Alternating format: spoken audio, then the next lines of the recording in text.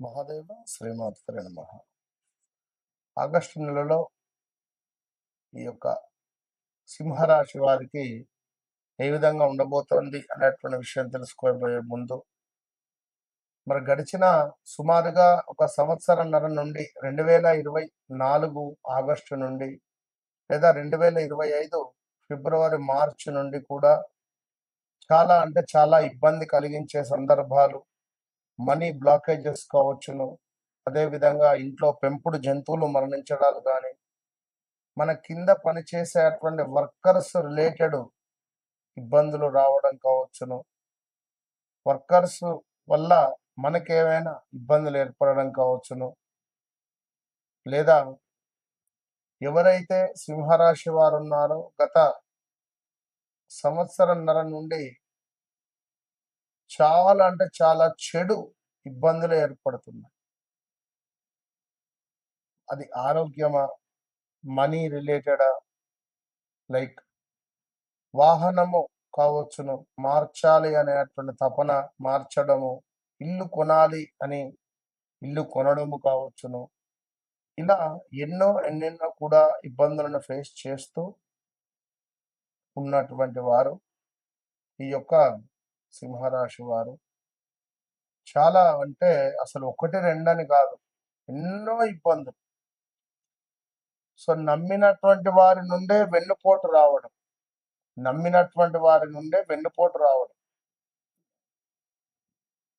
ఎంతో ప్రేమగా అల్లారు ముద్దుగా చూసుకున్నటువంటి పిల్లలు కాస్త తప్పుడు మార్గంలోకి వెళ్తున్నారు అనేటువంటి విషయం తెలుసుకోవడం. ఇలా పెద్ద ఎత్తున మనం రావాల్సిన డబ్బు రాక ఇబ్బందులు పడడం. పిల్లలు ఒక్కసారిగా ఉండి డల్గా అయిపోతుంటారు. ఎందుకట్లా? అలాంటి విషయాలు. సో అందుకే వ్యక్తిగత జాతక రీత్యా చెక్ చేసుకోండి, ఏం జరుగుతుంది ఏమిటి అనేటువంటి విషయాలను. ఏదేమైనప్పటికీ కూడా సింహరాశి వారికి మరి యొక్క ఆగస్టు నెల మీకు ఏ విధంగా ఉండబోతోంది అనే విషయాలను తెలుసుకుందాం. ముఖ్యంగా కోపము, అహంకారము, తొందరపాటు నిర్ణయాలను తగ్గించుకుంటే మాత్రం మంచిది అని చెప్పడం జరుగుతున్నది. ఇక ఉద్యోగస్తులకు పదోన్నతి, జీతం పెంపు లేదా కొత్త బాధ్యతలు వచ్చేటువంటి అవకాశాలు కనబడుతున్నాయి. ప్రభుత్వ పరిపాలన, రాజకీయ, విద్య, మీడియా, మేనేజ్మెంట్ రంగాల్లో ఉండేటువంటి వారికి ప్రత్యేకంగా అనుకూలమైనటువంటి సమయం. వ్యాపారులకు విస్తరణకు మంచి అవకాశాలు వస్తున్నాయి. వ్యాపారాలకు సంబంధించి విస్తరించడానికి మంచి అవకాశాలు. కొత్త బ్రాంచ్ లేదా కొత్త ప్రాజెక్టు ప్రారంభించాలనేటువంటి ఆలోచనలు విజయవంతం అయ్యేటువంటి పరిస్థితి ఉంది. అయితే పెద్ద ఒప్పందాలపై సంతకం చేసే ముందు కొన్ని పత్రాలను జాగ్రత్తగా పరిశీలించుకోండి. ఆదాయం పెరిగే అవకాశాలు ఉన్నాయి. ఆగిపోయిన డబ్బు చేతికి రావచ్చును. గతంలో చేసినటువంటి పెట్టుబడుల నుంచి కూడా ప్రయోజనం పొందేటువంటి అవకాశాలు ఉన్నాయి. అయితే విలాసవంతమైనటువంటి ఖర్చులు పెరిగేటువంటి అవకాశం ఉంది. కొంతమేర అనవసరం లేని ఖర్చులను నియంత్రిస్తేనే భవిష్యత్తుకు మంచి పొదుపు అనేటువంటిది చేయగలరు. అదేవిధంగా కుటుంబము, దాంపత్యము విషయాలలో కొంత ఆనందకరమైనటువంటి వాతావరణం ఉంటుంది. గత కొంతకాలంగా గొడవలు కానీ, ఈగో ఫీలింగ్కి వెళ్ళి మాట్లాడుకోకపోవడాలు కానీ చాలా ఉన్నాయి. మరి ఇంట్లో కొంత అనవసరమైనటువంటి ఖర్చులు కూడా పెరగబోతున్నాయి. సో వివాహం కాని వారికి కొంత వెయిట్ చేయండి, ఇది సరైనటువంటి సమయం అయితే కాదు. ఏమైనా సంబంధాలు మంచివి ఒకవేళ వస్తున్నాయి అని అనుకుంటే గిట్లా చూడండి, 1-2 సార్లు చెక్ చేసుకొని ముందుకు వెళ్ళండి.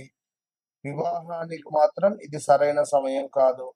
ఇక అనారోగ్య సమస్యలు అయితే ఉంటాయి. కాళ్ళకు దెబ్బలు తాకడాలు, చేతులకు దెబ్బలు తాకడాలు, లైక్ ప్రదేశ మార్పులు కానీ, అయితే అధిక ఒత్తిడి, గుండెకు సంబంధించినటువంటి ఆరోగ్యము, రక్తపోటు వంటి విషయాల్లో జాగ్రత్త అవసరం. సమయానికి విశ్రాంతి, తగినంత నిద్ర, తేలికపాటి వ్యాయామం చేయడం ఎంతో మంచిదని చెప్పడం జరుగుతున్నది.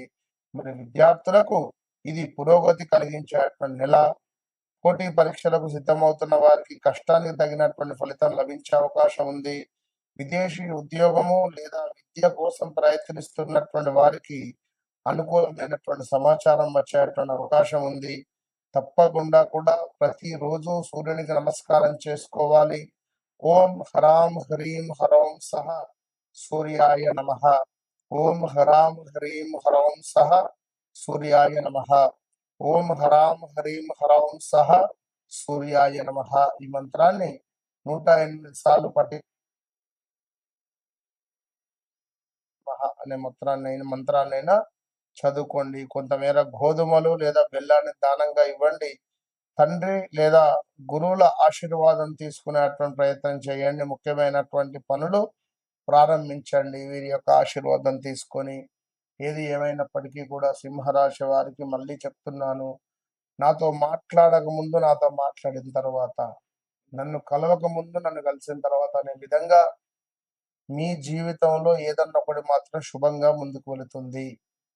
సో తప్పకుండా నన్ను ఎవరైతే కలుస్తారో వారు అదృష్టవంతులు అని మాత్రం నేను ఖచ్చితంగా చెప్తాను. గడిచిన రోజులు చాలా బాగా లేవు. మరి గడుస్తున్న రోజులు ఏ విధంగా ఉంటున్నాయి అనేది మీ వ్యక్తిగత జాతకాన్ని చెక్ చేసుకోండి. All the best. ఆగస్టు నెలలో ద్వాదశ రాశులకు సంబంధించి మరి ఏ రాశి వారికి ఏ విధంగా ఉండబోతోంది అనేటువంటి విషయాలను తెలుసుకోదానికంటే ముందు అసలు గత ఒక 20-25 రోజుల నుండి మామూలు ఫోన్లు కాదు.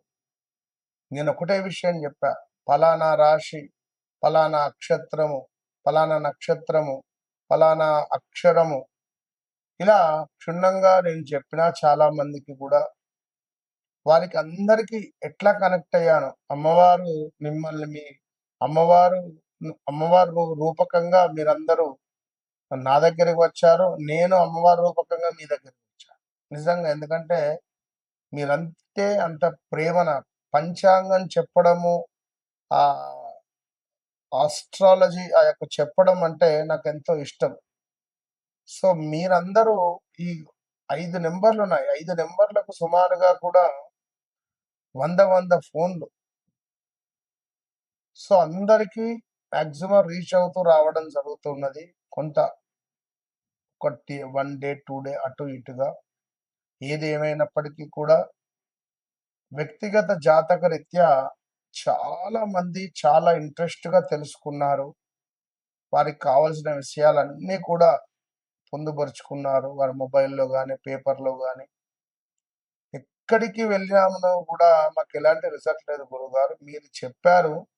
మీరు చెప్పింది చెప్పినట్టుగా మా జీవితంలో జరుగుతుంది అని మన వద్దకు రావడము, మన యొక్క ప్రిడిక్షన్ వారు చూడడము, వారు చెప్పించుకోవడాలు.